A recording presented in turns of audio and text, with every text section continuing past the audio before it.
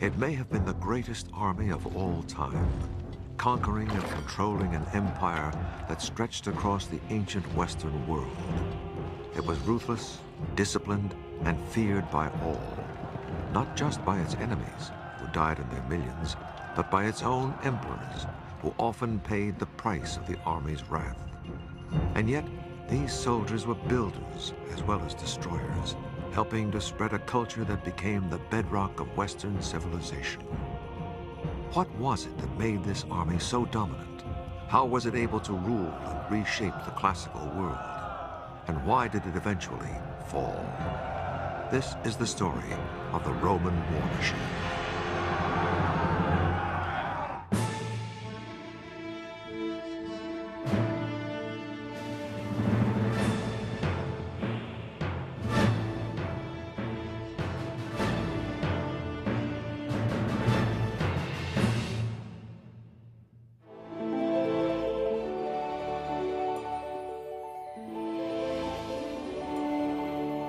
The glory that was Rome was built largely upon the power of its army. Until it discovered how to wage war, Rome was just another small Italian farming settlement. But there was something different about the Romans. They had a unique ability to turn themselves into a political and military power without equal. The city that would dominate the ancient world for centuries began as early as 1000 BC. Archaeologists have found the remains of dwellings from that period on Rome's Palatine Hill, where many centuries later, the Roman emperors built their palaces. Early Rome was dominated by a neighbor, the Etruscans, from what is now Tuscany to the north. Etruscan kings took control of Rome around 600 BC and ruled it for a century before the Romans expelled them. Rome then began creating the political and military system we recognize today. Rome became a republic with a Senate and two chief executives, the consuls, who were elected for one-year terms to handle important matters, including the military. Rome had to learn how to fight because it occupied an important trading crossroads on the Tiber River, and it was always skirmishing with envious neighbors. As early as 500 BC, Rome had an army of 6,000 men called a legion, from the Latin word meaning conscription. But this was a far cry from the professional Roman army that would later dominate the world. They are citizen soldiers, they are part-time soldiers, they get recruited for the campaigning season. They leave their fields, their work, to go off and fight in the army. At the end of the campaign, they're back, bringing in the harvest, bringing in the vintage, plowing the fields. Every year, able-bodied Roman men were summoned by trumpet to report for enlistment. But not all men. Only landowners were trusted to fight for Rome because they had something to protect. Service was regarded as a duty and an honor, and a must for any Roman seeking political power. The Roman people are reluctant to vote for people who cannot show their war wounds. There are many stories of people standing for politics in the forum, ripping their clothes to show their wounds, to demonstrate that they have fought for Rome in battle. Romans had to provide their own armor and weapons, so the wealthiest, the officers, had a helmet, armor, a spear, a sword, and a shield, while the poorest, the front ranks, had no armor and had only slings and stones for weapons. The early Roman army was modeled on the Greeks, especially the basic tactical formation. The Greek army used the so-called phalanx, a tight-knit, rolling infantry formation which came at the enemy like a forest of spears. Your whole army lined up, facing forward in lines, and then the first few ranks would hold out their spears and their shields, and the army would move forward en masse. The object was to simply push aside the enemy, and in the course of it, kill as many as possible. Rome's first major victory was against its old nemesis, the Etruscans, when Rome conquered the nearby city of Veii in 396 BC. But the Romans didn't have long to celebrate. 6 years later, they met an entirely new kind of enemy, when Celtic warriors from the north swept down upon Rome. The Celts were a people linked by language, culture, and style of warfare. And Celtic tribes were spread across Europe, from Ireland to France and Switzerland. In 390 BC, a Celtic army thrashed the Roman legion and overran Rome.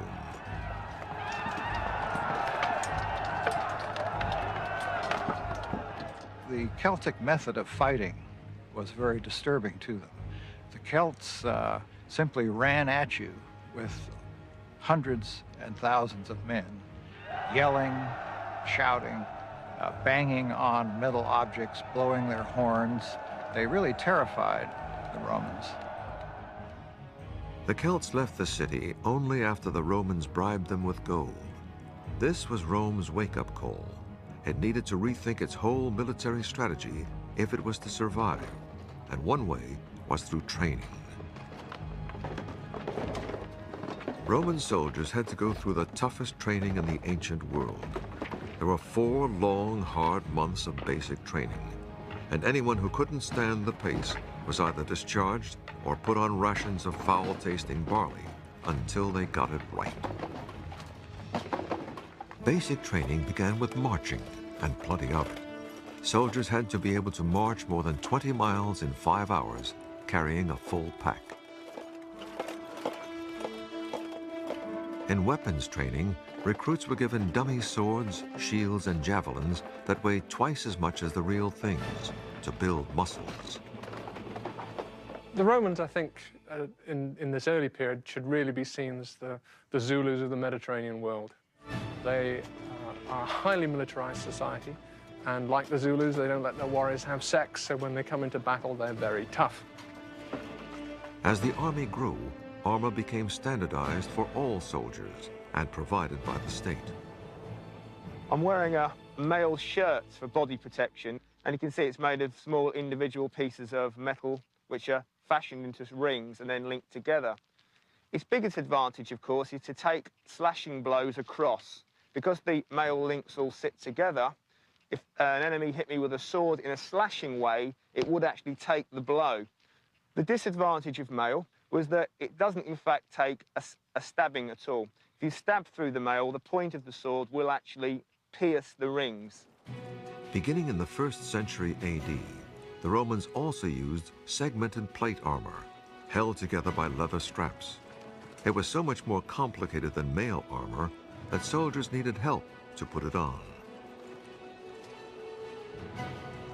You can see all the protections on the top rather than around the legs and things. And the reason for that is that when you've got the Celts fighting you with their long slashing swords, you needed all that protection up on the top rather than the bottom. It also gives you a chance to run. The Roman helmet, gradually redesigned over the centuries, aimed to give maximum protection without blocking the senses. You can see it's a round bowl protecting the top of my head. Round because it's got very good glancing blow action. A square helmet would take the blow, whereas a round helmet, the blow would glance off. Large cheek pieces to protect the side of my face, and a small neck guard at the back to actually take an overhand blow protecting the back of my neck.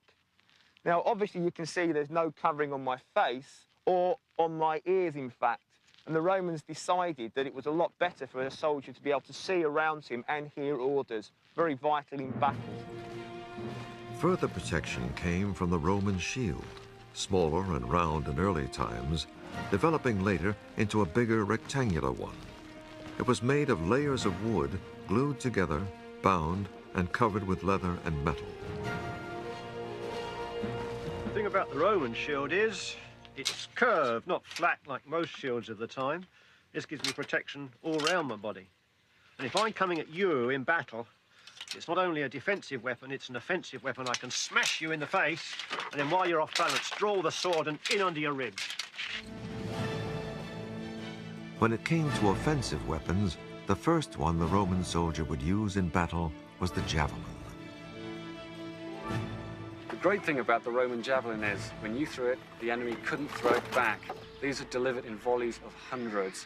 As they rain down, the hard iron tip will punch through the armour. The weight of the handle will bend this soft metal shank. It'll be useless, you can't throw it back. Your shield is useless, you're probably hurt, you're in big trouble. But the weapon that won the empire and kept it was the Roman sword. Once the javelins had been expended, the Roman legion would then move in with probably the most vicious of his weapons, the short sword, or gladius in Latin. Very much a close-quarter weapon. It's much shorter than you would envisage a sort of a medieval broadsword to be, because it actually is much shorter. It's designed with a very broad base, tapering to a very, very sharp point. Now, the idea of this weapon was purely to stab. The soldier was trained to actually stab into an enemy soldier, mainly in the stomach area, because, of course, there's no bone for it to actually get jammed in. And, of course, a quick stab and withdrawal will put him out of action one way or the other. Now, the soldier was trained not to use an overhand blow, but purely a stabbing action. In the modern way, a soldier uses the bayonet, really. The thing about this Roman sword is it's shortened to the point, and it's used for stabbing rather than slashing. The barbarians, their swords aren't like ours. They're long and broad, and it's all an ego trip on the battlefield, slashing around above their heads, all style, that's all it is. And while they're doing that, it's up and under stabbing to the ribs, and so we make mincemeat of the barbarians. The Roman army was ready to use their weapons and training to build an empire, and the first victims were their fellow Italians.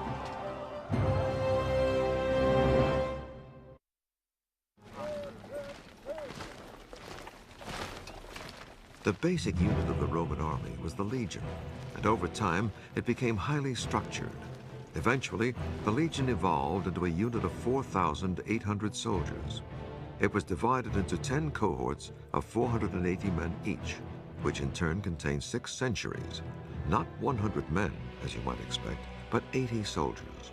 Each century had 10 groups of 8 men who shared a tent. The legionary commanders were usually political appointments, Roman noblemen doing service as they climbed the political ladder. Their military ability varied greatly, and so much of the real running of the army fell to the officers beneath them. The most famous of these was the centurion, in charge of a century of soldiers. As Rome's empire grew, centurions became career soldiers, working their way up through the ranks. Centurions usually had at least 15 years' experience. It was their job to train the men, discipline them, and lead them in battle. Because they'd seen so many campaigns, they understood the traditions of the army. They knew how the army could actually solve particular problems which it might encounter in future campaigns. So they were very much the living essence of the Roman legions. Well, I'm in the equipment of a Roman centurion. You can always immediately tell the centurion because his crest goes across his helmet. In this case, the crest is made of horsehair, though sometimes they were made of feathers. And if he'd been given military awards, you can see they're worn on a harness on the chest. Centurions were career officers who took the term literally. Centurions never had to retire. We find some cases of people over 80 still serving. So this, of course, helps to secure uniformity of standards and training and so on throughout the empire. You see careers of these centurions who've been all over the place in their very long lifetime. Centurions could make a soldier's life hell. They demanded bribes to excuse soldiers from the less popular duties and used their vine staffs to deliver punishment. One centurion, Lucilius, was nicknamed "Give me another" for his practice of breaking his staff over soldiers' backs. He was later murdered by his own men. After its early defeat by Celtic warriors in 390 BC, the Roman army changed its battle tactics. It did away with the rigid phalanx formation it had borrowed from the Greeks and used smaller fighting units called maniples or handfuls, highly maneuverable groups of less than 150 men. This allowed the Roman army to operate more effectively, perhaps on rather rougher ground, but also it allowed them to move groups of soldiers around to the flanks and to the rear of enemy armies. While the basis of the Roman army was its infantry, the foot soldier, each legion also had an attachment of up to 300 cavalry. The Romans were not natural horsemen, so they adapted tactics and gear from their enemies, including the Celts. One example was the military saddle. The saddle on top of it is a very odd-looking beast to most people now. It doesn't look like a modern saddle at all. The most obvious feature are the 4 horns on it, and the 4 horns are there because of the thing that is obviously missing. There are no stirrups at all. The Romans didn't ride with stirrups. The saddle that developed after they'd fought with the Celts had these horns as a very significant feature. If you've got no stirrups, as I said, you can't lean out sideways very safely on a flat saddle. These horns enable you to do that. The saddle looks short compared to a modern saddle because the back horns press against your backside, the front horns go under your thigh, and you can lean out probably to about 45 degrees with relative safety. Part of the cavalry's job was to harass the enemy, and the riders carried special light javelins for that purpose.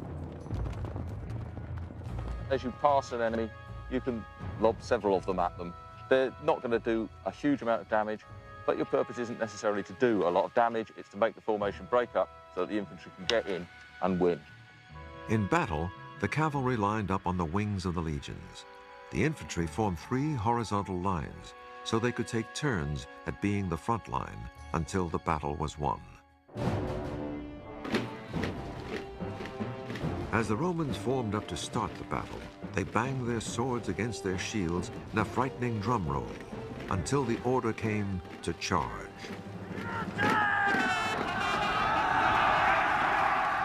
As the 2 sides closed in on each other, the Roman front lines would launch their javelins, disrupting the enemy formation. The infantry would form wedges to break up the enemy lines and allow close-in fighting. That was when the short Roman stabbing sword would come into its own. The fighting itself might be only 20 minutes or so. Sometimes it was a lot longer, but it was very difficult to fight for a great length of time with this massive weight of armour that Roman soldiers and often their enemies wore. Part of the reason for Roman success in battle was undoubtedly to do with training. Once an enemy cracked, the Romans did not surround them. Instead, they usually left an easy escape route so that the cavalry could come in and cut them down as they fled. By 270 BC, Rome controlled much of the Italian peninsula. But unlike many ancient powers, it did not simply pillage its defeated neighbors, it turned them into allies, sometimes offering them Roman citizenship. That way, as Rome expands, the people whom it conquers are integrated, form part of the Roman army, and become the troops for the next wave of conquest out. So it's a cumulative process. And that, I think, is key to the success and the growth of this empire. Rome's expansion made a clash inevitable with Carthage, another Mediterranean superpower. And when that clash came, it would produce the most horrendous war the ancient world had ever seen.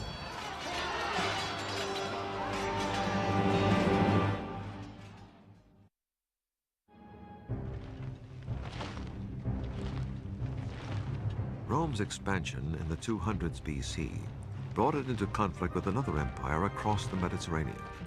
The city of Carthage, in modern-day Tunisia, commanded an empire stretching across northern Africa. In 264 BC, Rome and Carthage began fighting over control of Sicily, where Carthage had colonies. Rome found itself at a disadvantage. Carthage had a great navy, and Rome had almost none. Rome began building one, but most of its soldiers had never sailed, so they practiced on dry land, pretending to row in unison to get a feel for it. And when it came time for the real sea battles, Rome had a trick up its sleeve. It developed a kind of gangplank called a corvus that hooked onto Carthaginian ships so that the Roman soldiers could board them, turning naval battles into more familiar land battles. And that way, Rome routed the Carthaginian fleet. Rome won Sicily, Corsica, and Sardinia, but Carthage did not accept the defeat. In 218 BC, Carthage hit back under one of the most feared warriors Rome would ever face, Hannibal. And this time, the target was Rome itself. Hannibal was a man clearly with tremendous determination, a great personal hatred of Rome, which he'd inherited from his family who'd fought the Romans before. And it's also very clear that he had great personal magnetism. Hannibal marched his army through Spain and France and across the Alps into Italy, accompanied by 36 elephants. Most of Hannibal's elephants died on the journey over the Alps. In fact, his elephants played absolutely no role in the subsequent campaign. Nevertheless, they represent the skill and boldness that Hannibal portrayed in coming over the Alps so early in the campaigning season and surprising the Romans. With the help of Celtic warriors who joined him on the way, Hannibal won early victories against Roman legions sent to meet him. Then, in 216 BC, came a major showdown at Cannae in southern Italy. Hannibal had about 40,000 troops, while the Romans and their allies had nearly twice that number. But Hannibal was a master tactician. When the Roman legions made their usual thrust towards his center, Hannibal let them advance, then encircled them.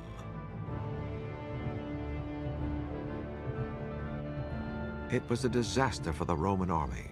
Some 50,000 Romans and allies were killed. There was panic in Rome, with cries of "Hannibal is at the gates." But Hannibal was never able to capture Rome, because Rome's ingenious policy of creating allies paid off once again. What defeats Hannibal is the fact that the Romans have got 8, 9, 10 times as many men able to be impressed into the army as Hannibal has got. And they can lose 50,000 men in a day. And they keep on fighting because they've got the manpower. And no other state in the ancient world could ever achieve anything like that. Rome practiced total war against Hannibal. As an emergency measure, it called up every available man, even slaves, and sent legions to Carthage-held Spain to stop supplies and reinforcements from reaching Hannibal. The wars on this scale are fights for survival, literally for survival. If you lose these kind of wars in the early period, your city is destroyed, your women and children are dispersed across the Mediterranean world. That's the end of it. All societies are destroyed if battles are lost. It took 15 years of fighting before Hannibal was forced out of Italy. He returned to Carthage to defend it against a counterattack by the Romans, who finally defeated Hannibal in 202 BC. But despite the victory, Rome maintained a paranoid fear of Carthage and provoked a third war in 149 BC.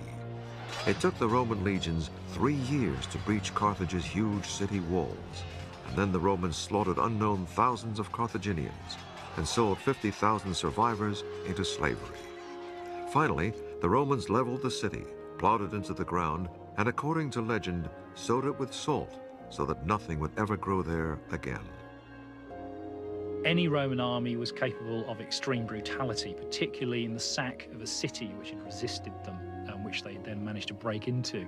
Under those circumstances, it seems to have been normal Roman practice, almost policy, to slaughter absolutely everybody and everything, including animals. Everybody was just chopped to pieces. It was absolute carnage. After defeating Carthage, Rome also added Greece as a province after destroying the city of Corinth. Many other conquests followed, so that by 100 BC, Rome was undisputed master of the Mediterranean.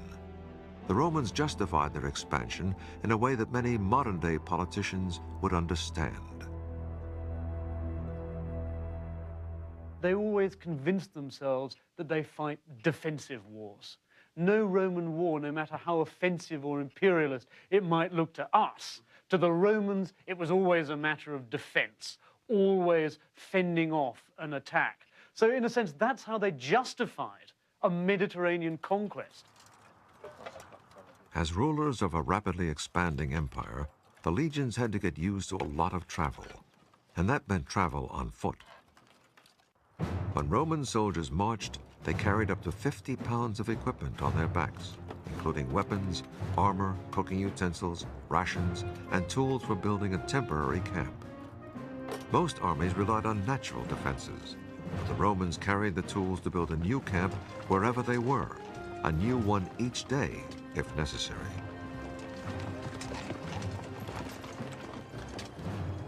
They dug a defensive ditch around the whole camp, 5 feet wide and 3 feet deep, then built a palisade with the stakes they carried with them.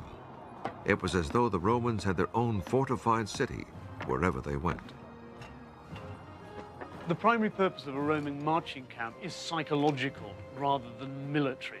It's the idea that in enemy territory, every night you make a small city in what is not your territory.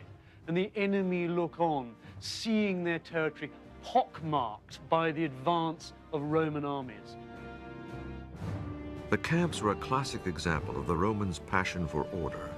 Every camp had an identical plan. Each leather tent was put up in the same position each time, so that the soldiers knew exactly where they were. The soldiers had a great sense of security during the night. They knew exactly where their officers were, and the fact that their comrades were guarding them as well. The Roman obsession with order extended to the discipline of the troops. Camp sentries who fell asleep could be stoned to death for having endangered the whole regiment. It wasn't as exceptional as it might sound, given the general background of what Roman society was like. People were used to flogging, they were used to fairly frequent public executions. So the Roman army was indeed pretty draconian, but not as different from the rest of society as perhaps we might think. One infamous form of harsh discipline was decimation, the killing of 1 man in 10 of regiments that showed cowardice in battle. The men were selected by lot and clubbed to death by their comrades. Roman obedience was based on fear. If a Roman soldier was faced by a crisis in battle, that Roman soldier, that unit of soldiers, would stand their ground because they were more likely to survive a desperate fight in battle than to survive if they ran away. One famous case of decimation came when Roman legions suffered several defeats during a revolt led by an escaped gladiator, a warrior called Spartacus.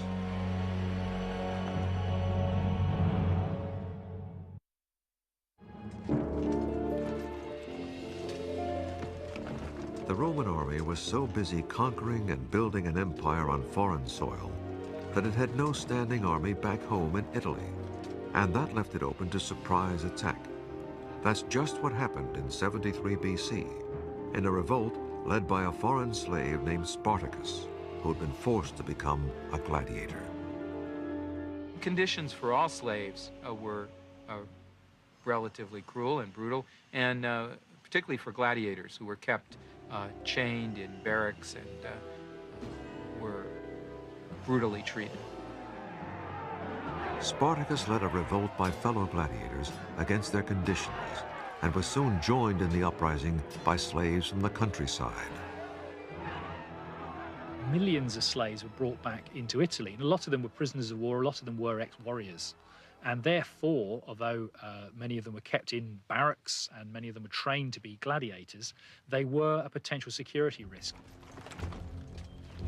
Because there were no legions stationed in Italy at the time, new legions had to be quickly raised and trained. But Spartacus and his men, using guerrilla tactics, defeated each legion sent to meet him, and his band remained at large in Italy for 3 years. The Roman Senate finally gave the nobleman Marcus Crassus the power to quell the revolt. To show he was serious, he began by decimating 2 of the legions that had lost to Spartacus, then raised 6 new legions and met the Spartans in open warfare. Their tactics were so unconventional. They refused to give battle until the very end in a conventional way. They confounded the expectations of the generals and the armies sent against them. In a sense, their mistake and what lost them their final battle was to behave like Roman soldiers, to fight a conventional pitched battle. Had they stuck to guerrilla warfare, their revolt might have been even more effective than it was. The legions defeated the rebel army and killed Spartacus, and then Crassus lined the Appian Way outside Rome with 6,000 crucified Spartacans, a lesson to anyone who opposed Rome and her army. In the early days of the Roman army, soldiers were called away for only a few months at a time between spring and harvest. But the expanding empire meant long campaigns overseas, and for property owners, the only men eligible for the legions, military service became an ever-increasing hardship. By 100 BC, Rome had about 130,000 men in uniform. One Roman man in 8 was a soldier, and he was required to do up to 6 years of service in one stretch, and a maximum of 16 years over his lifetime.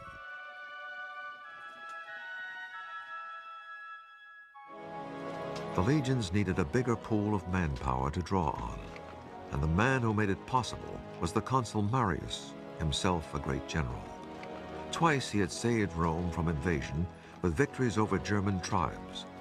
In the fields near Aix-en-Provence in southern France in 102 BC, Marius's army killed so many Germans, 100,000 by one account, that farmers had bumper crops for years afterwards because of the blood and bones in the soil.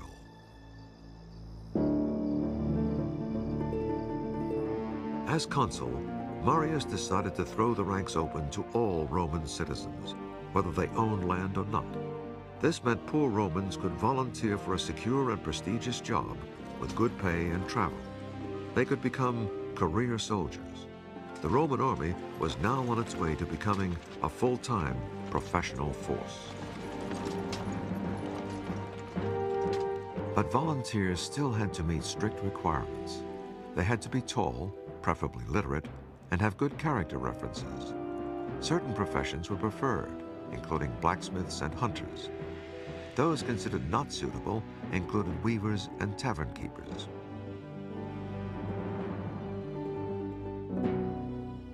New recruits had to pass an interview and a medical exam, and then had to take an oath to perform whatever they were commanded for the Roman state, and to not shrink from death. They were then given 3 gold pieces and sent to the provinces for training. But many of these new, poorer soldiers were already looking beyond 3 gold pieces. As the army kept adding new conquests, soldiers were increasingly focused on the spoils of war. The amount of booty they were able to bring back from cities like Corinth in 146 BC was so enormous that I think it did encourage massive greed and an increasing level of brutality among Roman soldiers. Increasingly, soldiers turned their loyalty from the Roman state to their own generals, who could make them rich. And the generals, being Roman aristocrats, saw their legions as tickets to wealth and power. Intimately related is the general and his army. The general promises his army land, booty, settlement after the war has finished. And the army promises the general not only success in conquest, but votes back in Rome afterwards. This led to a new class of super generals, all with political ambitions. There was Marius himself, a consul for many years. His rival Sulla, who won victories in the eastern Mediterranean and became dictator of Rome for a time. Pompey the Great, who conquered Syria and Palestine. And the most famous general of all, Julius Caesar. Julius Caesar represents as close as I think you can get to naked ambition in the 1st century BC. There's a famous story of Julius Caesar, aged 31, in further Spain, coming across a statue of that great conqueror Alexander the Great, and suddenly bursting into tears. And his entourage say, "Why, Caesar, are you crying?" And he says, "This man by my age, had conquered most of the world, and I have done nothing. Within a few years, the world would know that Caesar had done a great deal.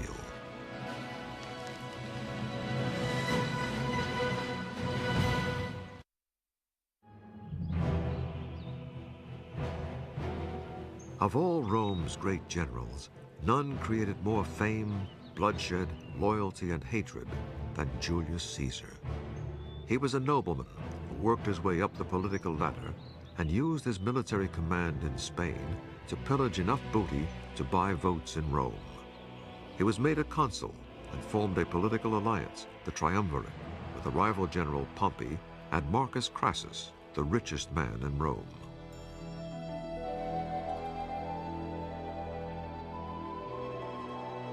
Caesar then had himself made governor of northern Italy and southern France, which made him commander of several legions. He was anxious for more conquests, and his chance soon came.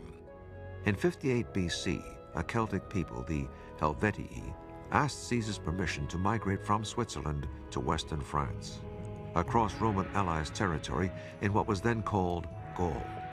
Instead of agreeing, Caesar decided to attack. Caesar, of course, is a cynic. He needs a war, he needs the booty derived from that to finance his political campaigns. Before he goes on campaign in Gaul, he is deeply in debt. Gaul will provide the booty for repaying his creditors. Caesar sent 6 legions against the Helvetii, 360,000 men, women, and children. More than half the Helvetii were slaughtered, and the survivors forced to return to their homelands. It was a part of the political struggle at Rome in the late Republic. Pompey, his great rival, was Rome's best general. So Caesar, competing against Pompey, he has to be a better general. After dispatching the Helvetii, Caesar set after a German tribe that had crossed the Rhine and marched his troops 120 miles in 5 days to the Alsace region. Again, the Romans slaughtered thousands. Caesar then turned west towards Belgium and repeated the dose against the tribe there. Caesar's political foes in Rome decried his actions, but most Romans cheered him on because he was defeating Gauls, the very same Celtic people who'd sacked Rome in 390 BC. The Romans' fear of Celtic peoples, like the Gauls, was more than historical. It was also physical. Partly the sheer size of the Celts. The Italians were a fairly small people, and compared to them, the Gauls, for example, were absolutely enormous, sort of 6-footers, that the Italians weren't used to. For example, we're told that Julius Caesar was tall for a Roman. He was only 5'6". To the Romans, anyone who didn't speak Latin or Greek, such as the Celts, was looked down upon as a barbarian because the language sounded like sheep. Ba, ba. The Romans have a very particular view of themselves, and that is to see themselves as people who've developed the powers of the mind to control the body. Barbarians, on the other hand, are people who are led by physical desire, sex and drugs and rock and roll. They don't have a proper education, so they go for the nearest thrill. But the Celts that Caesar was fighting in Gaul were far from barbarians as we know the term. They lived in organized towns, like this reconstruction in France, and they were master ironworkers who probably invented the chainmail armor that the Romans adopted. And the Celts' artwork was anything but barbaric. It's still regarded as one of the great artistic traditions of Europe. As warriors, the so-called barbarians were no match for Caesar's well-trained legions. Celtic warriors did not fight as a unit. They fought for individual glory. The big men like to show up dressed in fancy, shiny armor, stand at the front, and engage in warfare that was no doubt fairly brutal, but was fairly small scale. They couldn't plan total war in the way that the Romans could plan. They didn't have fully trained legions. They didn't have logistic backup. Also, the Celts were up against a brilliant commander in Julius Caesar. He was ambitious, hungry for victories, and used daring and original tactics. He was noted for the speed and surprise of his movements, and he really brought those techniques to perfection in using his legions. On the other hand, he was a little reckless. Part of his daring, and he often got himself into terrible scrapes, but he was so quick and so perceptive of the enemy's intentions that he was always able to get himself out. From the word go, he was prepared to adapt. I mean, coming up against the Germans for the first time in his first campaign, enormous numbers of cavalry, he had virtually none. No problem, he simply gets in horses and tells one legion, right, boys, you're all going to be cavalry. Suddenly has 5,000 cavalry. Caesar knew he asked a lot of his soldiers, and so he went out of his way to cultivate an intense loyalty from them. He didn't ask them to do anything that he didn't do, and he often dismissed his bodyguard and had his horse led away and actually stood in the ranks with the troops. And his troops were very loyal to him. Not surprisingly, these loyal soldiers were also becoming wealthy soldiers through booty and slaves. The spoils of war were often won through great brutality. Caesar himself boasted that his campaigns in Gaul left 1 million dead and 1 million enslaved. Caesar just carried out what I've called actually a big game hunt. He took his legions back and forth across Gaul, slaughtering troops, pillaging towns, killing women, children. The Romans were terribly cruel on the Celts. Defeated enemies were often made into slaves. Slavery was tremendously important to Rome. 40% of the Italian population were slaves, the same percentage as the American South before the Civil War. Slaves are fundamental to Rome's war effort. Essentially, slaves free the Roman citizen to fight in the army. Without slavery, it would have been impossible for Rome so effectively to initiate these wars of conquest. Caesar's wars of conquest went on for 9 years. He was the ultimate example of everything the Roman army had become in its first 500 years. Dedicated, ambitious, ruthless. And Caesar would not stop with foreign conquests. With his army behind him, he would conquer his enemies in Rome and take the title of dictator for life.